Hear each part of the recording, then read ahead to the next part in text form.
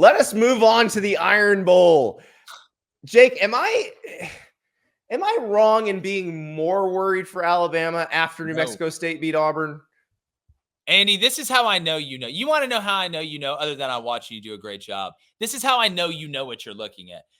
This is the worst thing that could have happened to Alabama. And it's the worst thing could have happened to Auburn, honestly, just because it's a bad look in the optics, but it is year one. The Iron Bowl, you've ever kept up with it, Andy, you know this. It's always crazy, especially at Jordan-Hare. Just something goes on there. There's some sort of magic. Or, lock the gates, baby. Yeah, Hogwarts witchery that goes on. I swear there's like an Indian burial ground or something underneath Jordan-Hare. They'll find it 100 years from now.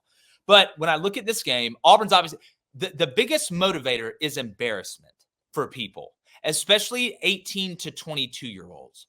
Auburn is unbelievably embarrassed, and they should be. And that's not a shot at Jerry Kill. This New Mexico State team isn't North Alabama or Alabama State, but most people don't know that. They say New Mexico State, it's a money game. You should beat them. Auburn got dominated in that game. They were not the better team on that day, but embarrassment is an amazing fuel.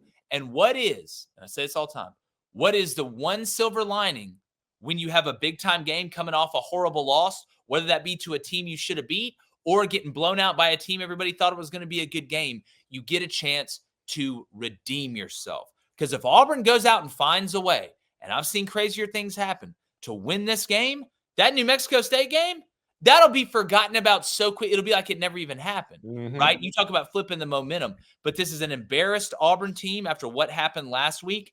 I think this is going to be a tight game most of the way through, and I do like Auburn to cover the 14.5. If it goes under 14, I would probably take Bama, but don't be shocked if this game is a little bit reminiscent of the Georgia game where Auburn's just hanging on and hanging on and hanging on, and Jalen Milroe and them find a way at the end. The question is, will Jalen Milroe revert back to making any mistakes that he was making back earlier in the year, or do they continue to run him the way they're running him? Because if they keep continuing to run him the way they're running him, and him and Tommy Rees continue that game plan and play calling, it's going to be very hard. Go back to science and physics. It's going to be very hard for Auburn, regardless of how embarrassed or how emotional you are, to win this game. But I do like Auburn to cover, and it's the Iron Bowl, man. It's like the Bourbon Bowl. You can't hold anything back. Well, so the Jalen Milroe in the LSU game, the way he was running the ball, you realize, okay, now they've figured it out. Now Tommy Rees understands. And this is the way I look at Alabama's evolution as an offense. You know, early in the season, first two games, they don't know who their quarterback is. They're still not sure it's Milroe. They lose to Texas. They're pretty sure it's Milroe, but they gotta let everybody know that Tyler Buckner and Ty Simpson aren't it. And so they play them against USF. And then they can go, see, we told you. And then you get Milroe back. And now, instead of calling plays for whoever of those three it was going to be, which it felt like is what they're doing, they start calling plays for Milroe. Tommy Rees starts to kind of learn Jalen Milroe ticks, how he operates. And now I think those two have a really good relationship. Yeah. I think they understand one another.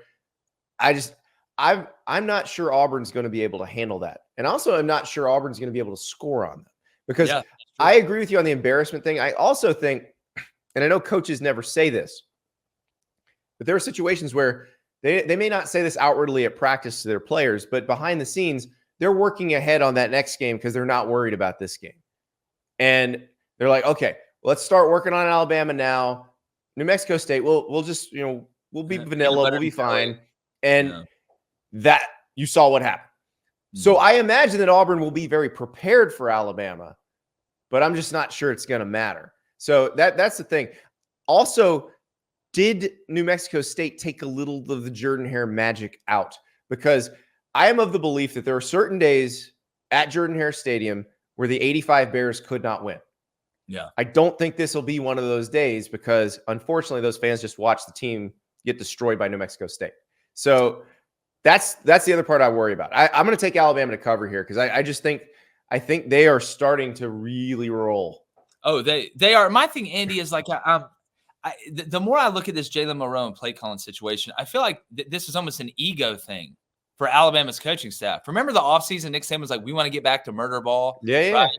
Had old school, downhill, play action 12 personnel. And they're like, this is who we are, right? Even with Jalen Milroe, that's fine. We'll fit the player to our system, not fit the system to our player. And when you're in a transition period like that, you don't have to go all the way to one side or the other, right? You can sit here and say, listen, as we're making this transition, as we're bringing in guys like Julian's saying, and guys that we feel like can fit this system better, we can still have some aspects that make us the best and most efficient offense possible with Jalen Milroe. Because it's not like they didn't know. It's not like they're like, man, wow, Jalen Milroe on the zone read. Oh my God, like this is really good. It's like they almost caved. Like either, and I know which way this probably went. I think that Nick Saban wanted to play that murder ball style. That's what I think. And he told Tommy Rees, this is how we're going to play.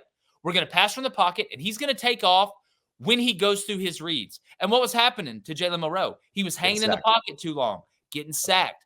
All of a sudden, it's like, hey, we play LSU this week. They are going to score. We have not played a game like this against a team like this, even though our defense is really good. This is going to be a back and forth score fest, even though it's at home. So we have to really go all in to this style of system. And it worked. And it's like, well, maybe this needs to be us for the rest of the year. And it is going to be. I feel like it was almost an ego thing because Nick Saban and them are smart enough to know what Jalen Milroe's good at and what he's not. So I feel like they just finally had to cave. And look, the best compliment I give Nick Saban is nobody is more malleable even when they're at the top.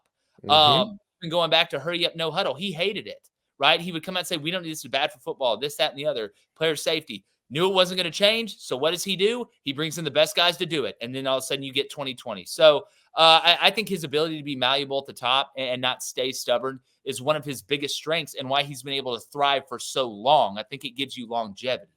Yeah, I think he has all those national titles because he's willing to adapt and other people aren't. Right. So I think they found a thing. I don't know if it's good enough to beat Georgia, but I think they found a way to optimize this particular roster. So it's their best chance. I mean, you got to against those guys. I wonder on the other side, is anybody going to be able to get to Carson Beck? I mean, the man's got better protection than the president. Like it's incredible watching their offensive line. Exactly right. Thank you so much for watching. Just a reminder, subscribe to this channel right here so you never miss an episode of Andy Staples on 3. And oh, by the way, watch all the other great videos on the On3 Sports YouTube channel.